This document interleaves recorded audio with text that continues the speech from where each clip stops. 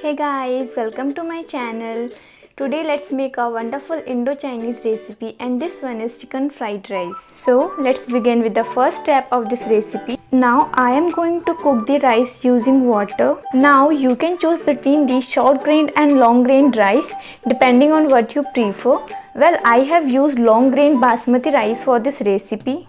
Add 1 tablespoon of salt. Now we will add in the soaked rice. Make sure that rice must be soaked for at least 30 minutes. After that we will let our rice cooked. Let it boil until 90% cooked.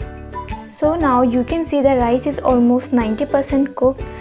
Turn off the gas. Ideally even leftover rice works perfectly well for something like this. In case you are using fresh rice, then make it at least an hour before, cool it down completely and only then put it to use. Now I am going to shred the chicken with my hands. You can use knife also, whatever you want. Here we are going to amuse the chicken pieces for the fried rice. Now I am going to make the fried rice. So let's begin with heating a wok.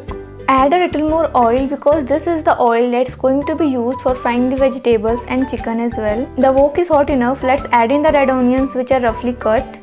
Now add in the green beans to this as well and increase the flame to a full whack. Along with this, add the shred chickens. We stir this on high flame, and then once this starts getting color, we reduce the flame. Time to add in seasoning. Let's begin with salt along with this freshly cracked red chili powder. Give this a quick mix, and once this stir fry is ready, the next ingredient is a hero ingredient, and that is rice.